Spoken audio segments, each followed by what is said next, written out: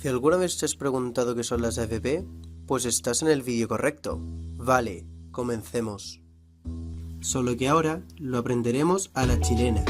Las AFP o Administradoras de Fondos de Pensiones son empresas que por ley deben invertir los ahorros de los chilenos en instrumentos del mercado financiero.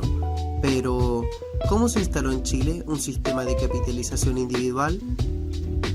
En medio de la dictadura militar, tras un periodo de reformas profundamente neoliberales instauradas por la Junta Militar de Gobierno, en asesoría de los economistas de la Universidad Católica denominados Chicago Boys, entra en vigencia en noviembre de 1980 un nuevo sistema de capitalización individual, el cual reemplazaría el antiguo sistema de caja de previsión.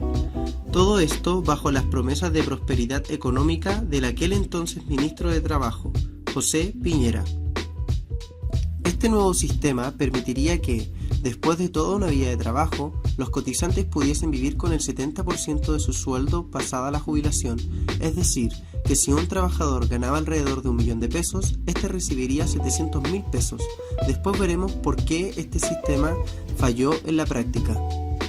Para eso, tenemos que entender cómo funcionan las AFPs. En la actualidad, todos los trabajadores están obligados por ley a ahorrar entre el 10 y el 13% de su sueldo bruto en las AFP, ya que el Estado asume que los chilenos no son capaces de ahorrar lo suficiente como para asegurar una vejez digna.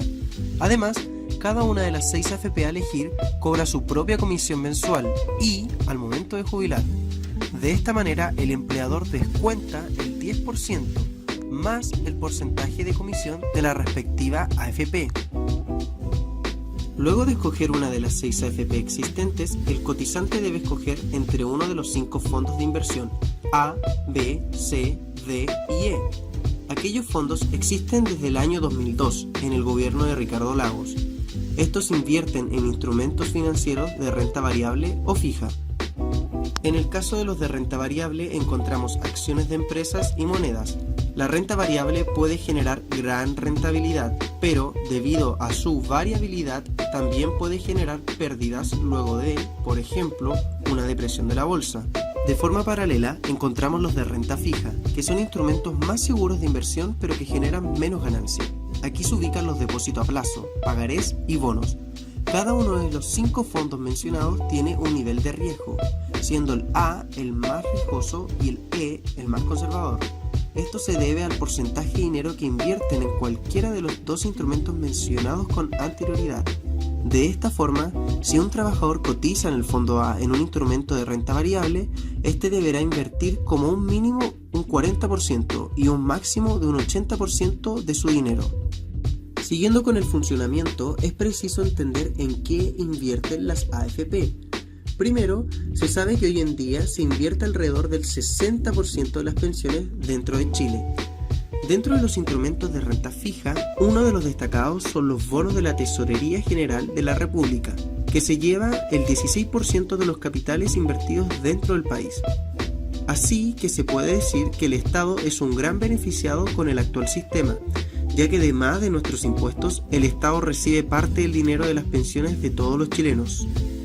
Otro de los grandes beneficiados son los bancos, ya que las AFP invierten en bonos bancarios. No existe ningún banco que tenga la preferencia por sobre otro, pero un 14% de las pensiones que se invierten en Chile son puestas en Banco Santander, Banco Estado, Banco de Chile y Banco Itaú. Más de un tercio de las pensiones se invierten en títulos del Estado y bancos. Por ende, se puede decir que los créditos que nos ofrecen los bancos provienen principalmente de nuestros ahorros captados por las AFP. En el ámbito extranjero, alrededor del 80% de ese dinero es invertido en fondos mutuos, es decir, en pozos comunes generados por muchas personas, los cuales son administrados por compañías generales de fondos. Esto es muy relevante, ya que se podría afirmar que las AFP nos cobran un servicio de manera obligatoria y que además hay gran parte de ese dinero que ellas no invierten por sí solas, sino que le dejan ese trabajo a un tercero, como es el caso de las compañías de fondos. Es tan curioso como contratar a una constructora para hacer nuestra casa, pero que ésta a la vez contrate a otra para hacer el trabajo. Dentro de los que conocemos como acciones, las AFP invierten preferentemente en empresas como Copec, Sokimich, Entel, Latam, Falabella, Cencosud, Ripley y otras más. Comprendiendo de manera global el negocio de las AFP, hay que revelar el principal problema del sistema.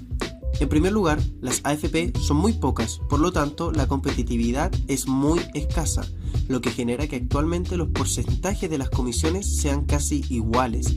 En segundo lugar, ya que el salario promedio en Chile redondea los 520.000 pesos y la rentabilidad en muchos casos es muy baja con respecto al costo de la vida, hoy en día las pensiones son muy bajas.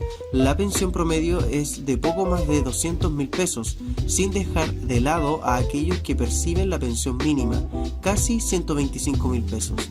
Por último, la precarización del trabajo causada por la flexibilización laboral luego de la oleada de reformas neoliberales en la dictadura militar han dejado en muchos chilenos las llamadas lagunas previsionales, producidas por extensos periodos de cesantía, como los de la crisis del 82. De esta forma, la calidad de vida de la población senil se ve gravemente afectada y, lo que es peor, hay un marco legal que protege a estas empresas que cuando tienen pérdidas en las inversiones de nuestros ahorros no se ven perjudicadas, pues los únicos afectados somos y seremos nosotros. Una de las maneras de arreglar este problema es, de manera primordial, insertar en toda la enseñanza media clases de economía que nos permitan enfrentar el mundo con las herramientas necesarias para hacer rendir nuestro dinero y no depender sustancialmente del trabajo de las AFP.